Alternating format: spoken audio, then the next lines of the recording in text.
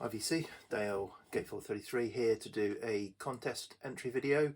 This is for Richard McCook's 3 years of making VC videos contests. So I'm sure everyone who subscribes to my channel knows Richard, and yeah, so Richard has made a lot of very interesting videos, a lot of very interesting videos over the 3 years.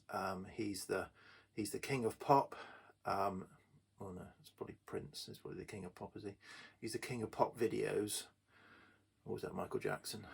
Okay, he's the king of VC pop leaning videos, and I've probably watched 99% of his videos that he's put out, often with certainly going into them with little or no interest in the artist or the subject matter in some cases, but he's always enthusiastic, interesting, and I've come out of them better informed. And I'll be honest, there's probably more pop in my collection now than there was 3 years ago, and that's due to watching Richard's videos, thinking, giving things a try, and finding them. So thank you for that. Even such that, look, I've now gone into buying now 83, now 84, now 82, going back to my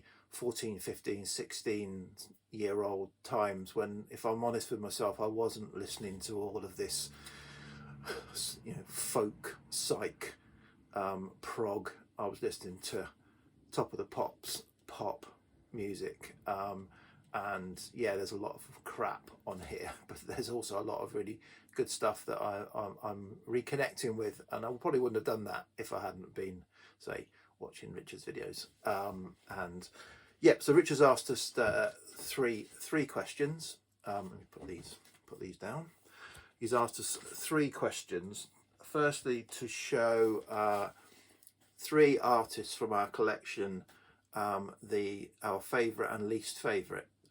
So I purge my collection fairly often, so I don't have any records in my collection, and it's that I don't like, or very few,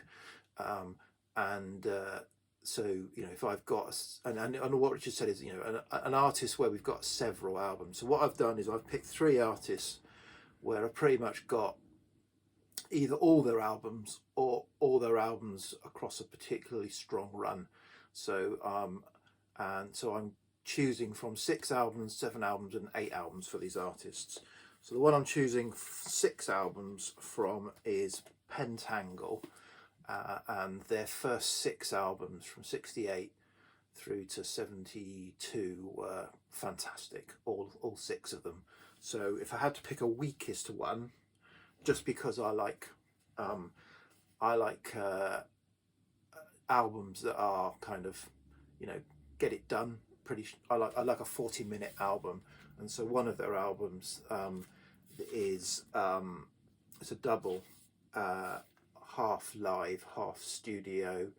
This is Sweet Child, and therefore it's a little bit meandering, a little bit unfocused for me. So although a great album, or very good album, this is the weakest of their first 6 in my opinion, and this is the strongest, the one I enjoy the most, should we say, is their debut, which is a sort of jazzy, folky album, but all 6, if I'm honest, all 6 are great albums. Next, an artist who did 7 studio albums. They had a few goes at doing those 7 studio albums, so they broke up and reformed, and that kind of has driven my least favourite. So that artist is Traffic, and my least favourite album is Last Exit, which mainly because it is a bit of an unfocused hodgepodge. This is a sort of contractual obligations album, so they split up after their 2nd album, and still owed Island Records an album, and so this is a kind of mishmash of singles, live, other tracks that they put together after they split up. So hence it doesn't stand up to me. It's got some great tracks on it, but doesn't stand up as a great album. My favourite album is their second album, the self-titled Traffic album. I think this is just fantastic. Just fantastic 60s pop album. Yeah, psych leadings. I mean, their first album's a bit more psychedelic, but this is just a great 60s pop rock album. Traffic. So that's an artist put out 7 studio albums. They're saying a number of, and then an artist put out 8 studio albums, and I have them all. Is Roxy Music. And my least favourite Roxy Music album, but I probably need to give it more attention because it's certainly not one. It's one that stands up quite highly with the kind of fans, but for some reason it just doesn't click with me. You know, the opening track, "Love Is a Drug," is great. It's a great track, but it just doesn't quite click with me. But I probably need to give it more attention than I have done. So that's Siren, 75 album from Roxy Music. And my favourite Roxy Music album is their 1972. I think it's 72, isn't it? 73. 73 album, For Your Pleasure. Yeah, I think this is just, you know, you listen to this, certainly the first sort of 2 or 3 Roxy Music albums, and you just can't believe it's from that time. You think it's a new wave or a, you know, post-punk. Very yes, so very different, I think, to the time, and very fresh, always quite fresh. So that's my third choice, Roxy Music. Put those down. The second of the 3 questions was show three CDs that you would like released on vinyl, even because they haven't, or they're incredibly hard to get hold of, or 3 albums that should be released on CD for the same reason. So I've gone with CDs, and so first up I will go with the debut album from 2010 by Magic Bus. So Magic Bus are a Devon-based prog, psych, Canterbury, very Canterbury prog sound, very and this particularly. So this is a great album, and they have released their other three studio albums on vinyl, but for some reason, I don't know whether there's some, you know, label contractual things, they haven't released this one on vinyl. So I haven't got I've only got one of them on vinyl, their most recent album. The others I've got on CD as well, but I would definitely, but this is probably my favourite, next to their most recent album, and definitely would pick this up on vinyl if it came out. So yeah, so they are, say, from Devon. I've seen them live 2 or 3 times.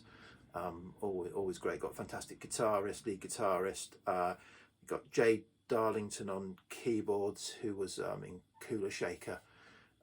Played on Cooler Shaker when they did their debut album K, and their next album, I think, and has been done stuff with Oasis as well. Real kind of that keyboard sound that Cooler Shaker had, with great guitar, and sort of that's Magic Bus. Next up, an album that was issued on vinyl last year, reissued on vinyl last year, but it unfortunately was a record store day double picture disc, and that's The Cure's Blood Flowers, which I think is a fantastic sort of underrated album. Almost everyone talks about Disintegration as being the pinnacle, or lots of people talk about Disintegration being their pinnacle, but I think Blood Flowers is an equally strong album, or nearly as strong album. It is a bit, this CD is a bit compressed, a bit kind of wall of soundy, and I would love a really good vinyl, black vinyl, or non-picture disc vinyl reissue. I mean, I've read reviews of the picture disc, and they say they're not that bad, but I don't want to go from kind of one not quite right sounding fantastic album to another not quite right sounding. So I'd rather they did it properly. And then third is an artist that have so far released four albums and are about to release their 5th album next week. I've got it pre-ordered, and that is Soundcarriers, Nottingham-based, I think originally from Nottingham anyway, neo-psych band Soundcarriers, and this album Celeste, which was their debut, I think it was their debut album, is absolutely fantastic. Again, a 2010 release. It was released on vinyl, but very, very limited. There was one came up on Discogs a couple of years ago, and I was going to buy it for some reason, and I didn't. I hesitated, and then it had gone. So, but I understand that they've now got their own Bandcamp site, and I think they've kind of releasing their own records now, and I have heard that they are going to put their back catalogue out on vinyl, so certainly I'll be picking up a reissue of this if it comes out on vinyl. Yeah, fantastic band, Soundcarriers. Okay, finally was 3 artists that a best of is all you need. So I'll just say this obviously from my perspective. Other people will love these artists and have their entire studio catalogue, but for me, a best of is all I need. The first one is Cars, the Cars. So yeah, and even this. So this is fantastic best of, fantastic greatest hits album, which I picked up a couple of years ago and wasn't even going to listen to it, and listened to it and thought, wow, this is fantastic. But I'm not inclined to pick up their studio albums. You know, if I see them at a car boot sale, I might pick them up. But as of now, this is all I have of them, but I'm very happy with it. Similarly, this artist, I've had a number of their studio albums, but never kept them. But I'm very happy to have Best of Volume 1, as it says, but Best of Earth, Wind and Fire. This is all I need.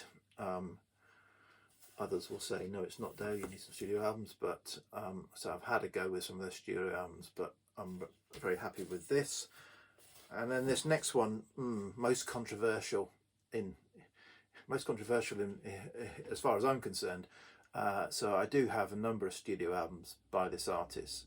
I do like those studio albums, but I highly recommend people explore this artist, and if they are going to, I would say this, if you can get hold of it, is a cracking place to start. And that is